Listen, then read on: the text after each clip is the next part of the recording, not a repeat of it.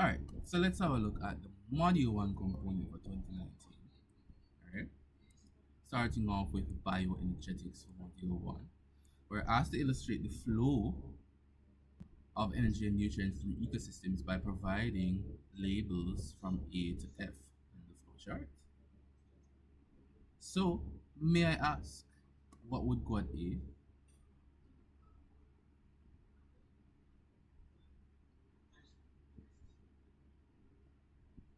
Okay, so that is where you guys come in.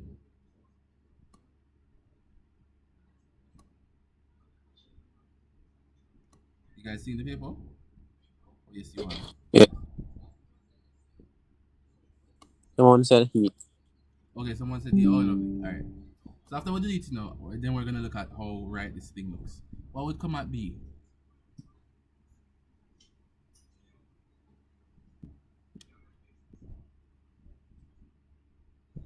I think it would be the same heat. It would be the same. All right.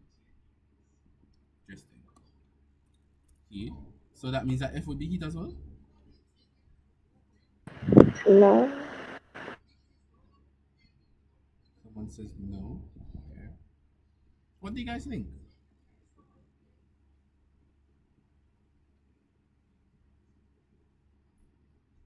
Me personally think it would be the same. I think. Okay, so someone says it should be the same. Okay. We're gonna look at this. What would come at C?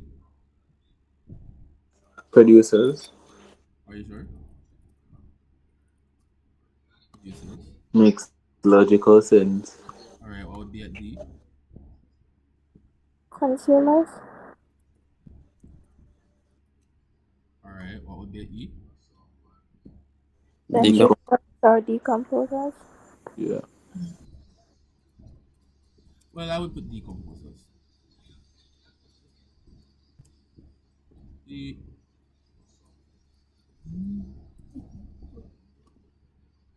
All right. I think this looks good. Anybody have an argument for a different thing at F? I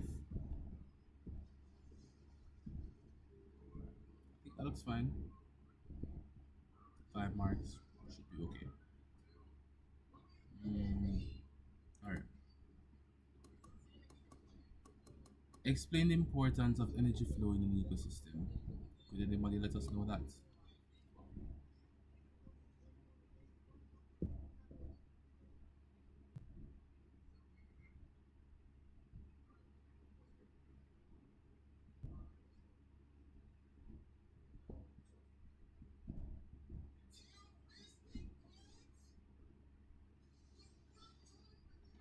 The importance of energy flow in an ecosystem.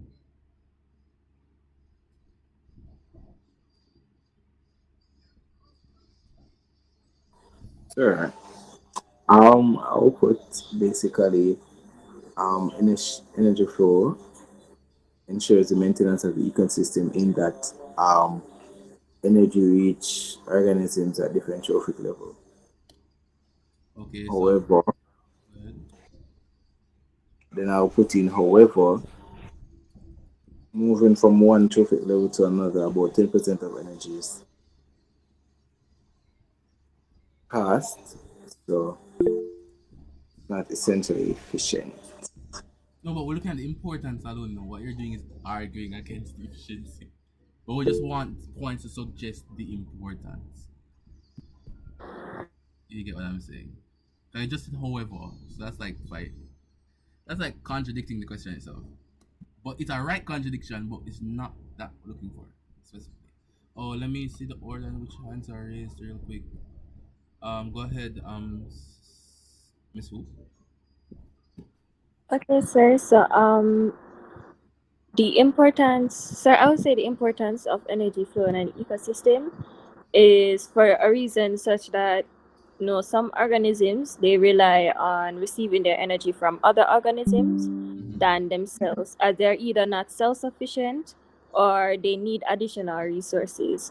Energy, however, it is not recycled for per se the purpose of always being used, Mm-hmm. as some of the organisms always need energy to carry out bodily processes to sustain life and, for example, external work. and we have heat being released from like these energy being used up in the form of ATP. So it's released to the atmosphere, and thus that heat can also be used to warm the environment. So that's what I would say is the importance of energy flow in the ecosystem. Okay, the however part though, interesting. Bio, that's not biology, geochemical science. I'm just writing down the points that I heard. So I got 1 point from somebody, got 2 points from you. Next person, one. Any other points that we put there? Why this jump? What is happening? Um. All right.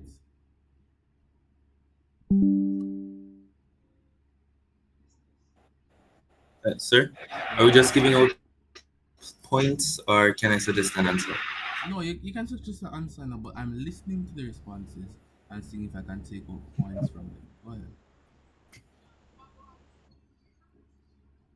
So what's your Okay, answer? so 2 marks. as the primary source of energy within every ecosystem is the sun, and only plants or organisms containing chlorophyll can actually metabolize that energy. The importance of energy flow is to ensure that all parts of the ecosystem can get energy. Okay, that's important. Mhm. Um, you said that only organisms that contain chlorophyll can utilize the energy of the sun. Well, utilize energy directly from the sun, sunlight. Only organisms that contain Well, that chlorophyll. is wrong. Okay, I'm not saying Hmm. that. Okay, I'm not saying that you're You're wrong not, now, you're because not put something arbitrary like heat and you're not wrong enough. But the thing is, that specificity is key. But we don't. Okay, so the thing is now, like we're trying not to make overbearing. Okay, certain assumptions should not be made. Right? Like your response is fine, okay, but your assumption, right, that only organisms contain, if the organism have no chlorophyll, like cannot be used for the organism. I'm not sure if we know all the organisms that biology need to. Are we looking at the folds within prokaryotes that allow them to be photosynthetic without chlorophyll? Listen, try to not make those claims, right? That's the primarily organisms containing chlorophyll are primary producers are the only ones able to gain the energy directly from the sun. So therefore the energy transfer through trophic levels allow for the energy to be transferred throughout the ecosystem. Say something like that. I don't want you to make a sir, while I understand assumption. what you're saying, I don't think it's that deep. I'm pretty sure you're thinking too much into it. No one No, marking these questions are going to. believe me, if I was marking, I'm gonna be like, 3 marks. I'm joking. But that should be fine though. Okay, you going ahead? Um, I think you still have your hand up.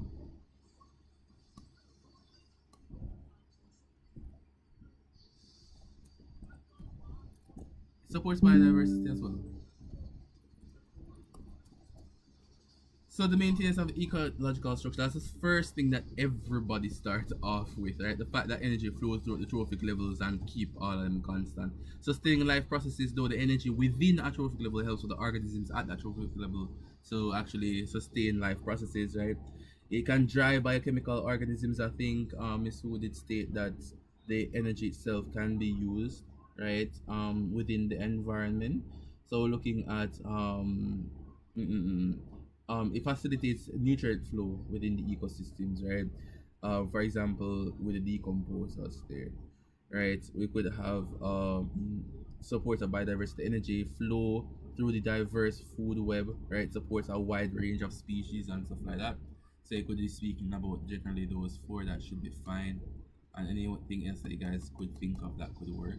Explain why. Hold on. How many marks is this? Let me. Wait. Hold on. Why are the lines continuing to go? What the line them there? All right. 8 marks. Okay. Lovely. So 8 marks for this question. It asks us to explain why only small percentage of energy from sunlight that reaches the terrestrial environments enter the ecosystems. Shoot. Anyone? So let me see. whose hand goes up first?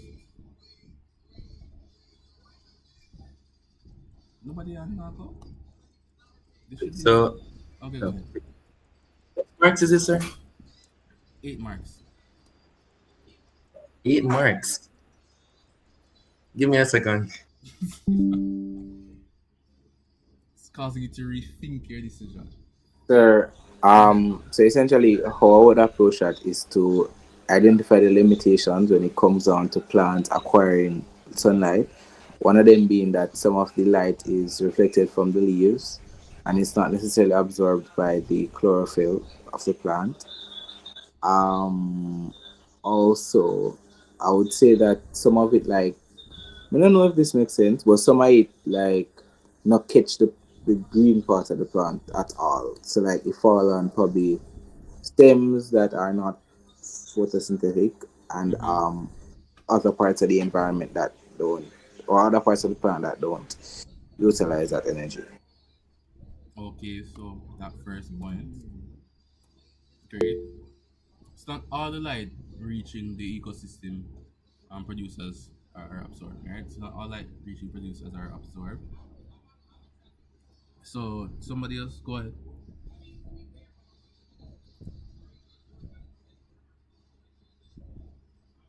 I'm just writing down points, but I'm listening to the responses.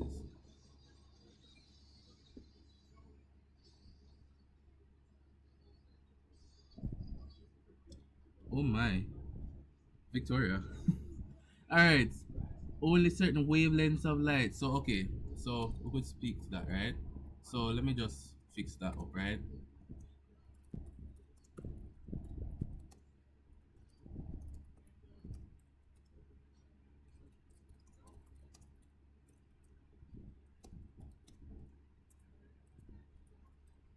Sign up photo,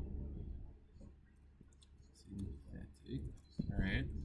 We could look at the fact as well that the light wave. So what Victoria is saying is that certain wavelengths of light from the sun is utilized by plant photosynthesis, although the heat from the sun, well, also the heat from the sun does not enter the ecosystem since primarily producers are the first step. So they don't use heat. All right, the light is also intercepted by the environment. All right, love that. So we have that only certain wavelengths are used.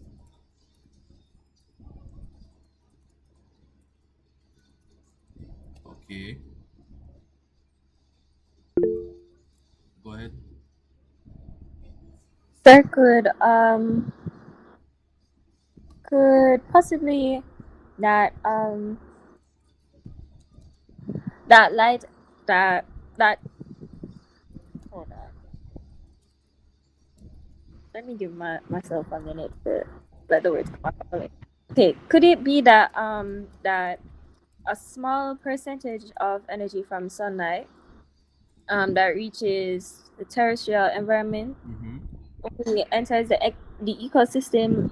Well, it doesn't really enter the ecosystem. Well, only a small amount enters the ecosystem. Could it be that, like, for example, terrestrial areas that are like forested, like for Mm-hmm. example, Amazon forest, you have a lot of tree density. So because of the tree density, you realize that most of the sunlight will be reaching the taller areas while below the trees are shaded. So sunlight doesn't have that, what should I say, ability to really enter like in the ecosystem below like the trees Mm. because they're being blocked from the trees per se. So Okay, I get is what that you're one? saying. Okay, lovely. I get what you're saying. All right. So some producers, right, will not be able to absorb the light because they are in competition for sunlight with other producers, right? So what you're describing is competition, right? Yes, sir. Will it? Essentially, it's competition. Yes. Yeah, but like, will it be useful in this response? Because what you're saying that some get more sunlight than others, but that's not explaining why only a small percent enters the ecosystem because the sunlight that enters the the taller trees are entering the ecosystem. So it would kind of defeat the purpose there. Yeah, You get what I'm it's saying? true. You get what I'm saying? Yes, sir. So like, let's see if we can get another approach. So we speak about that the majority of the lights producers are not absorbed, right? And this is primarily because they absorb light of different wavelengths, right? Light is reflected. Let me add that as well, right? Light is reflected. Think Joel just said first. Um, so light is reflected by the wax cuticle. So all you basically have to do is just explain your way to the 8 marks. So these are like good points. Just explain. So I would start by the wavelength thing and then speaking about all the energy coming in. I think um I think it was Victoria who noted that majority of the light entering the atmosphere or entering the ecosystem or that reaches the ecosystem is heat, and plants don't use heat, right? So you could speak about that. Sir, Go ahead. couldn't my point really work, sir? Because you know that there are more than one terrestrial ecosystems that can exist together. So couldn't it technically work? It could technically work. The thing is, that I'm not saying it can't work. It's like kind of defeats the thing. But let's say that if you have no other points, then put that point. If you get what I'm saying. Sir, it's just not the strongest point. It's not strongest point, but it's a point. It is a point. Alright. So could be there.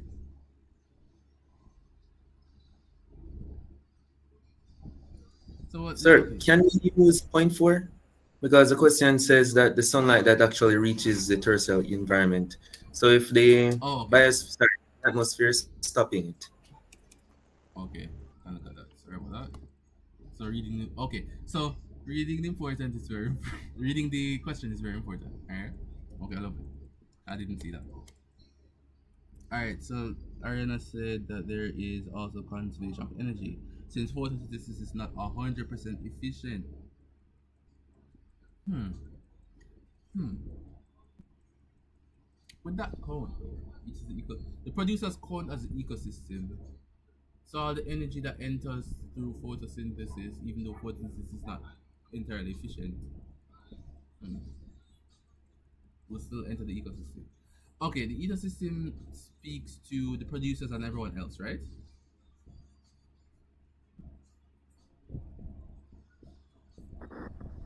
Yes, sir. I'm not sure whether or not Ariana's point holds up though. Because it's not okay, it's not 100% efficient though, that makes sense. Right? So some amount of energy is gonna be loose on the way, that's what you're saying. And if that's what you're saying, if that's not what you're saying, correct me, But if that's what you're saying, then that energy would have been used for chemiosmosis, which is a part of our metabolic process, which counts as it being used in the ecosystem. But if that's not what you're saying, just let me know that that's not what you're saying. Okay, not all molecules consumed would be digested and assimilated. But that wouldn't explain for the small amount of energy that from the sunlight that reaches terrestrial ecosystem though. That would speak to the small amount of energy, right, Tonian, right, that moves from trophic level to trophic level. That could explain that. But that's not speaking to this specifically.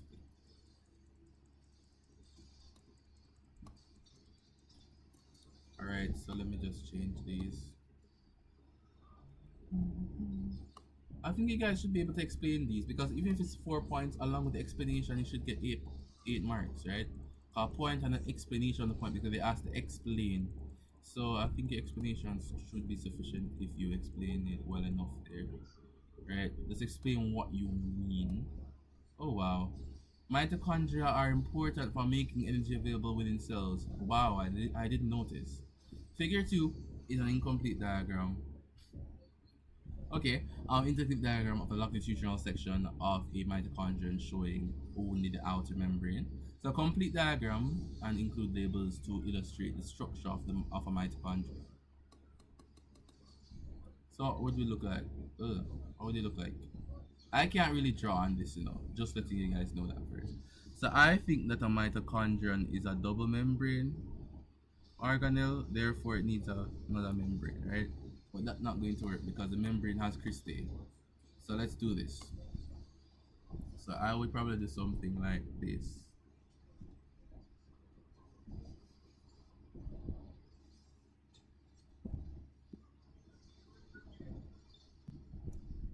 I'll probably draw some mitochondrial DNA, right? Add in some dots for ribosomes. I know this drug is difficult. It's horrible, right? Um, I don't know what else would we put on it. Just you know the structure of a mitochondria, and you just need to fill in the structure of a mitochondria. All right, and you include labels. I know how you label. You label all to one side using straight lines, etc. Intermembrane space would be one part of it as well, and stuff like that. You just label the matrix, the DNA, the outer membrane, intermembrane space, the inner membrane. Probably do something like this to show the cristae and stuff like that. Explain how the structure of mitochondria is important for the function of respiration. So, how does the function of the mitochondrion relate to its function? So I'll mention the presence of the cristae, which is it increases surface area for molecules of the electron transport chain and ATPases. Also, I'll mention the matrix, which contains enzymes and molecules for the Krebs cycle, produce energy-rich molecules such as NADHs. Um, I'll give somebody else a chance to do this. All right, no problem. So we have that so far. Anyone else would like to continue?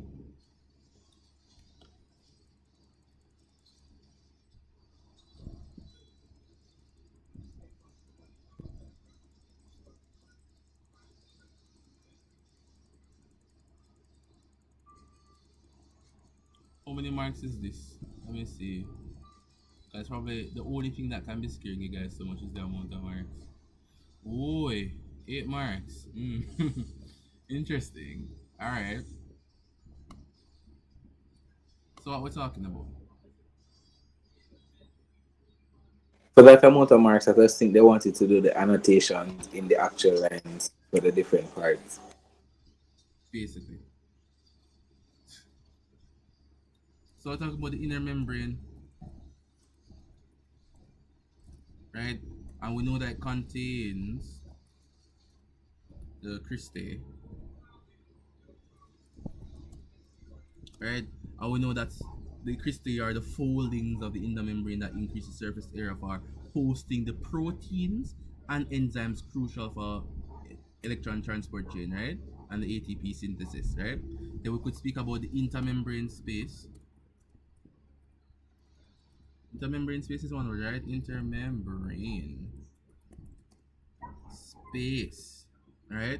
So we could speak about that. So the space between the outer and the inner membrane there is important for the position for the creation of the proton gradient. Remember that protons are pumped into that area, right? So protons are pumped into the space during electron transport chain, and the gradient is used for chemiosmosis. Speak about those things. The matrix. So I know that Joel spoke about the matrix as well. So the innermost compartment is the matrix, right? And that contains the enzymes for Krebs cycle. So you know all those enzymes that I listed before that you guys said, oh, I remember the name of those enzymes, right? So those enzymes are going to be important for the Krebs cycle, where oxidation of organic molecules occur, which releases the energy, right? So the matrix also holds mitochondrial DNA and ribosomes, enabling the mitochondria to produce its own proteins independently. Please remember that as well.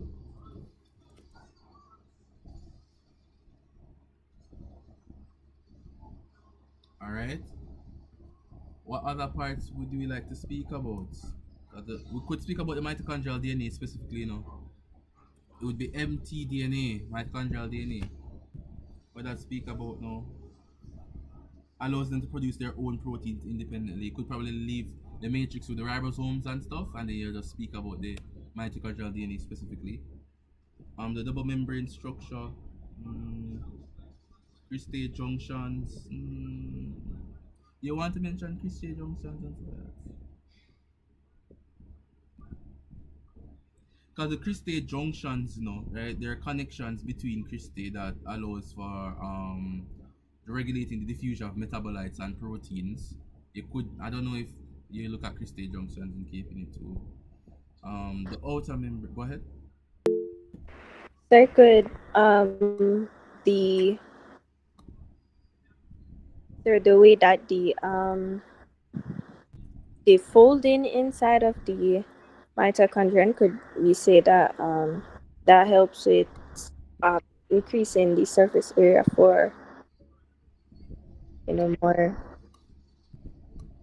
Yeah, so that would um speak to ATP. so Yeah. that would speak to the inner membrane and stuff like that. The cristae. Cause the inner membrane, the cristae is the same thing. The cristae are just folds in the inner membrane. I think some persons might slip their mind at the last minute that they're the same thing. Sir, would the point of ATP synthesis be present be on the inner membrane? Okay, the fact that the membrane proteins are present on the inner membrane for electron transport chain. Yeah. Yeah, that could be it, I guess. ATP, the presence of ATP synthase on the inner membrane. Okay. Why I put the outer membrane there though? The outer membrane itself actually contains protein, so the passage of the molecules, right? So what we're talking about is the cytochrome complex. Well, not cytochrome complex, right? It maintains suitable metabolic processes, right? And it also contains all those protons, right, for the gradient itself. Keep all of them within the general area of the mitochondria.